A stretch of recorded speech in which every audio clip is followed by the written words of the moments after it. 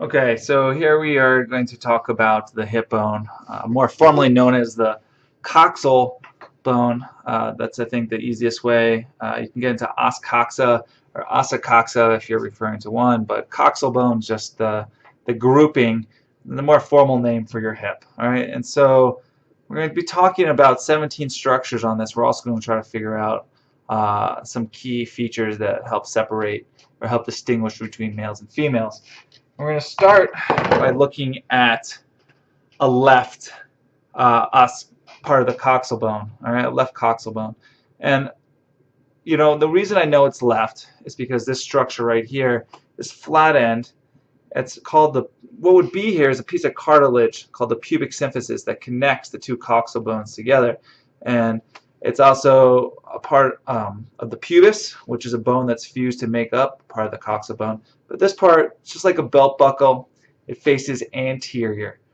Right? The other structure that I use to figure out left or right is back here called the ischial tuberosity. Right? It's this rough patch on the ischium, which is another bone that's fused.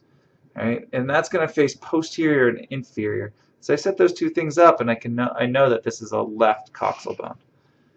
All right, so like I said, there's 17 features that we want you to be aware of, and we're just going to walk our way through them. The first are three bones: the pubis, the ischium down here, and then the ilium. All right, so three bones that during development, or they develop separately and then fuse to become that singular coxal bone. All right, so three bones. On the ilium, there's 10 structures, and luckily most of them are grouped together. We have the iliac crest, like the crest of a wave, right? So iliac crest. Iliac fossa, if you remember that a fossa is a depression or an indentation. Right? Fossa literally means to dig, so it's kind of digging a little trench here in the iliac, or the ilium. So you have the iliac crest, the iliac fossa, and then you have four spines. You have the anterior superior iliac spine, anterior inferior iliac spine, and then on the posterior portion you have a posterior superior iliac spine, posterior inferior iliac spine.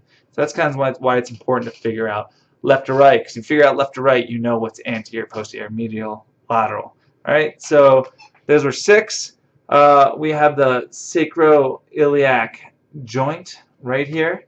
Right, this is where the sacrum is going to sit and come in and articulate with the coxal bones. So you can see right here, right, this structure. It's kind of awkward. All right, so right here is your sacroiliac joint. All right, so again, we're back in this position. We work our way down, and we have a greater sciatic notch. You have what's called the spine of ischium, and then an inferior sciatic notch. So greater sciatic notch, spine of ischium, inferior sciatic notch. This structure right here is it's called the acetabulum, and it's where the head of your femur sits in and articulates. So that's actually forming your hip joint. Right? And it gets that name acetabulum.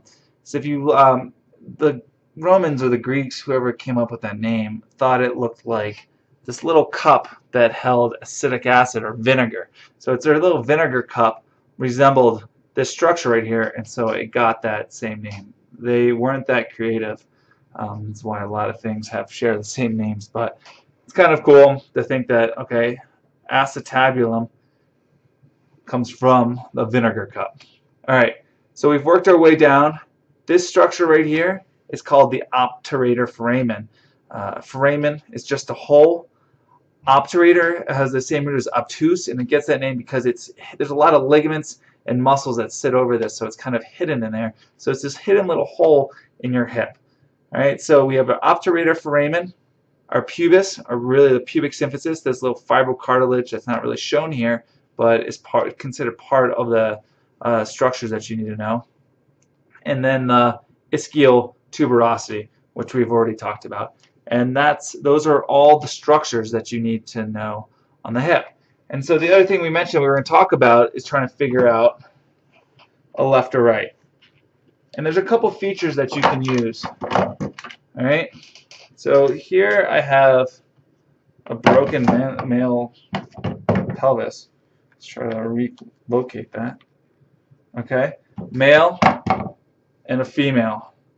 Right. So if you look at what's called the pubic angle, which is this structure right in here, it's going to be much wider in females. So, oh man, there we go. In my right hand, I have a male. You can see that the angle, the pubic angle, is less than 90 degrees. In females, it's much larger. The other feature that you can use is the obturator foramen. So if you look in the females, it's much rounder and smaller than a male's. Let's see a male. There we go. So males tend to be much more triangular, right, than a female's. The other features that you can use are, if you look, this one actually has the coccyx broken off, but the coccyx in males is going to face much more anterior than a female's. The other feature that you can also use is a greater sciatic notch. If you compare a male, this is a female right here, it's going to be more circular, and versus a male, it's a male right here, it's going to be much more angular. So if you look at the greater sciatic notch, which is right here, very circular. When you compare it to a male's, it's much angular. So that's pretty general. We'll talk about a little bit more detail in class, but those are some of the general features that you can use to figure out the difference between a male or female, right? So you have a more angular obturator foramen in males. You have a more angular pubic angle in males. The coccyx tends to face more anterior in males.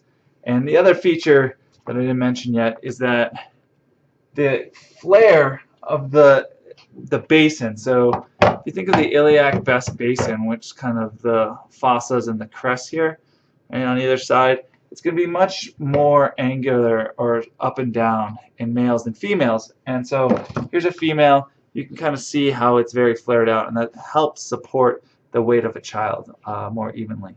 All right, and so those are some of the key features of the coxal bones.